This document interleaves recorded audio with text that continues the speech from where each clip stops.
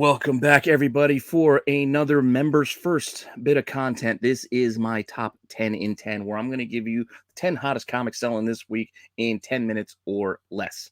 Hopefully, you're enjoying this, and hopefully, you find this helpful. Me giving you the quick market rundown before you get all the other top 10 lists coming from all the other channels and sites, etc. But this is my list. So, if you want to see what I got on my list, don't worry. You're just going to hang on for a few seconds after the intro, and I will be right back.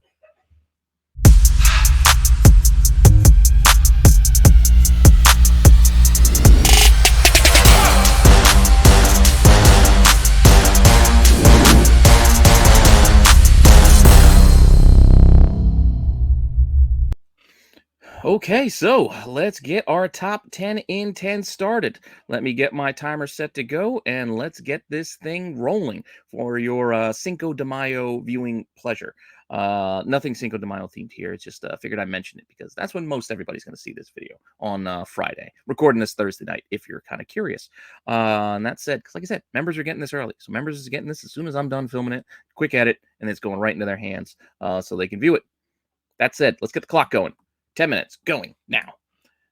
As we've been doing, we start off with our follow-up. I do the Wednesday watch list every Monday, thereabouts, and tell you all the books that are coming out for this upcoming new Wednesday comic book week and things to keep an eye out for. And we see now, after a few days, after the week has gone by, which one of those hung in there and which one of those kind of went by the wayside.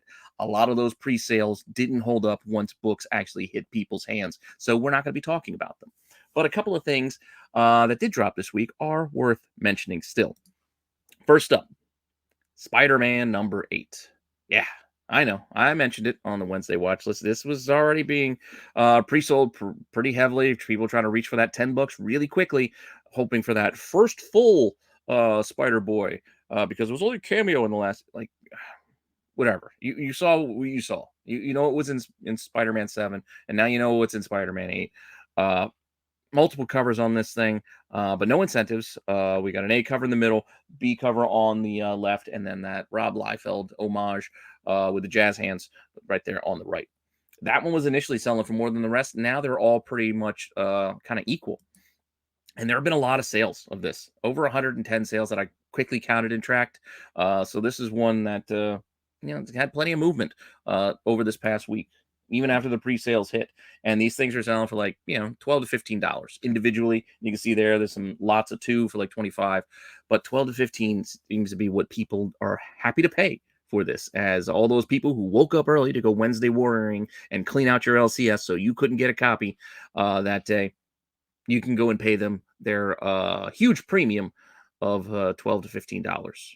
When you factor in shipping and fees and costs, they probably didn't make all that much by doing this. But you make your choice of what you want to do with this book.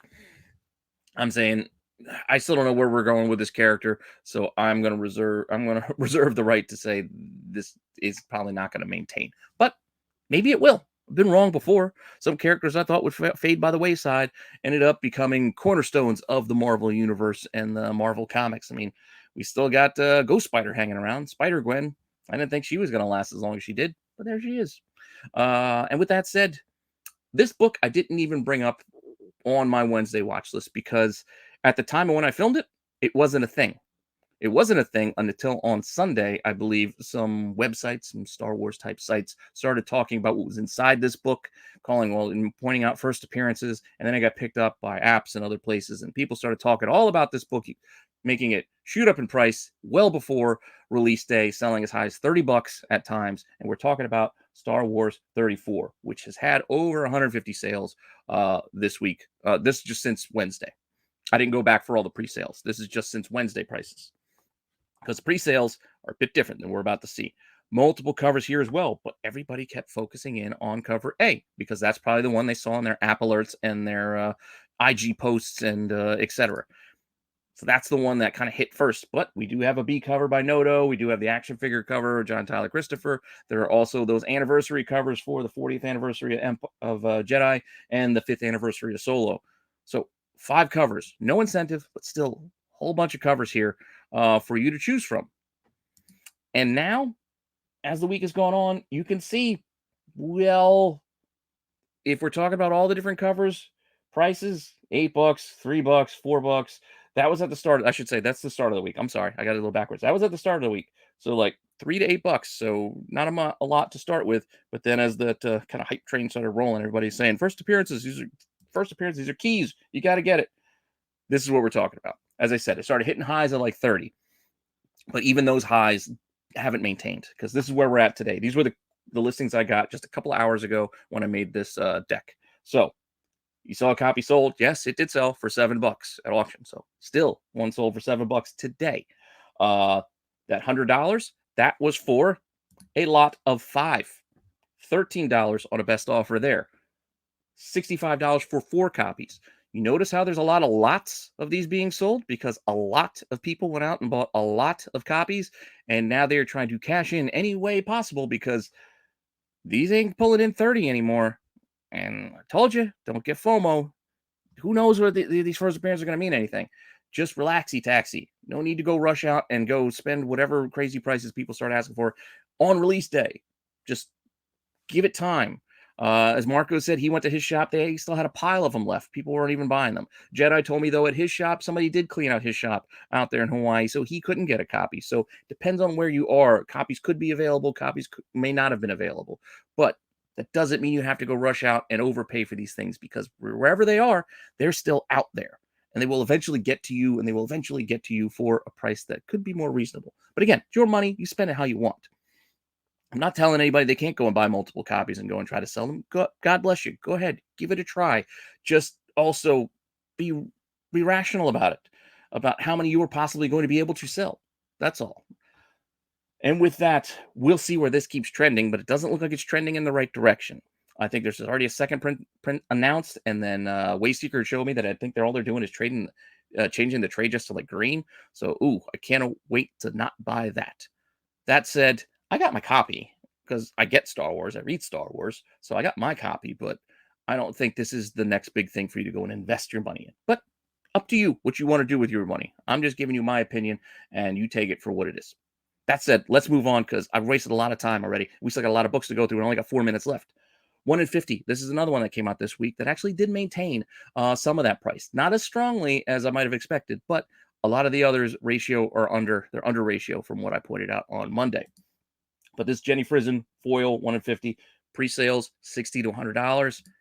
Sales since Tuesday when it came out 80, 60, 60 plus. So it is still selling above ratio, which is pretty good for this book if you got one. Star Wars is still selling. So that High Republic book, still A and B covers, still 150 plus sales this week too. So sales are continuing. Prices are kind of dipping a tiny bit, but still maintaining pretty much around that $20 to $25. So keep an eye on that too. That individual sales are still around like $20 to $25 for this particular book. But it did have a $6 cover price. So keep that in mind as well. Next book that seems to be moving, Street Fighter. Right? I mean, I just did Street Fighter on Chasing Ghosts this week too, and we know we're getting a movie. 40 plus sales for this old school. I think 1994 is when this one came out. So the Malibu Street Fighter, 40 plus sales. Hey, Grant, prices aren't going to make you rich, but you could probably find this out there for cheap. Some copies have been selling for some ridiculous amounts. Look at that, $65, but that's still polybagged, and I think it's a newsstand, so that's also like a weird little extras. But you can see copies selling for as cheap as like $10, maybe up to $25. Still not terrible for a book that was by and large like a dollar type book for forever. So keep an eye on your Street Fighters. Keeping it rolling because we got 2.5 minutes left. Yeah, I didn't want to go back this far into the Marvel library because I figured how many people are going to be buying Amazing Spider-Man 41 because of Rhino? Well, there still were 30 plus sales, which for a book this old, this classic, I think that's a lot. That's a lot for a week. Like that's just for this week that I manually counted. There were that many sales of ASM 41 for the first appearance of Rhino, who we're seeing rumored to be in the Craven movie. Granted, can't really find a strong trend on the prices. Yeah, it might be ticking up a tiny bit, but you see some raw copies, $350, $360 for a 4.0, and almost $1,000 for a 7.5. That's just to give you a sense of this. But this is like a book. You're going to have to really check the condition and do some more recent research than what I'm going to give you here. This is just ballpark, give you a sense of copies are moving. With the Possible spoiler for Guardians, there is mention of Philavel as a little girl showing up in the movie, so people are running out and grabbing Philavel. I mean, I talked about this on Dollar Bin Digging last week, and I also told you the angle I think is a good way to play it as well, looking for that alternate universe version, since Martyr is, I don't think, no longer with us. Yeah, because she was Captain Marvel, she was Quasar, and she was also Martyr. Philavel, different version that's currently in the comics, but anyway, still 20 plus sales between these two covers, because she first shows up as a cameo, I guess, final pages of 16, there on the cover of 17. So people like to buy 17, I think, over 16, but give you a ballpark sense. Best offers on 35 bucks, 60 bucks for the pair. You can get $60 individually if you're lucky, depending on the grade as well. Keeping it moving because we have less than a minute left. See if I can get through these. Guardians, still talking about Guardians. So we have Rocket. So Rocket, Lila, all of his little pals possibly showing up in this movie. I know we know Lila's showing up. I don't know what other of his creature friends are showing up, but a lot of them first appeared here in Hulk 271. Again, another 20 plus sales, but ain't too bad for a book that's been, spec'd on for ages now. I mean, going back to the first Guardians book, but still moving. Raw copies, 100 to 150 bucks, depending on grade. A lot of action, a lot of activity with bids there. So keep an eye on that one too. And 15 seconds left. We do have him. We have Adam Warlock also. We're not going to argue the first appearance here. We're just going to talk about Thor because this is the one that seems to be selling a little bit better than the Fantastic Fours. Another 20 plus sales. Well, Thor's 165. This thing getting about 150, 375 for a 6.5. And look, almost $1,800 for that higher grade 9.0. So High Evolutionary is next. We are running overtime here, but that's because I took a little long on that Star Wars stuff. But our last book, I believe, is High Evolutionary, who is the villain of Guardians. This is also surprisingly still moving books this late in the game, with another 20 plus sales here on these Guardians related books. And these are all classics. These are all older books that you can find. So condition sensitive as far as pricing goes. So we're not going to get apples to apples on a lot of this stuff, but 60 buck raw copies. And then you got some mid-grade, $260 to $400 type of sales. So that's what we're talking about here. Those are the books that are moving. Not a lot this week. Not a lot. Like I said, it was not that strong of a week for new release day as far as like new release variants, etc. And a lot of this older stuff was movie related, hitting up on Guardians, which came out today, I believe. But with that said, thanks for the support. Thanks for stopping by and checking this out. I appreciate you all. I know I ran a little long. It was supposed to be in 10 minutes, but hopefully you forgive me for that. And again, special thanks to all you members. You guys will get this today as soon as I'm done editing it. Everybody else, you'll get to see this tomorrow on Cinco de Mayo. And I'll have new content for you coming every day here on Rennavision. So with that, I'll see you guys later. All right, bye.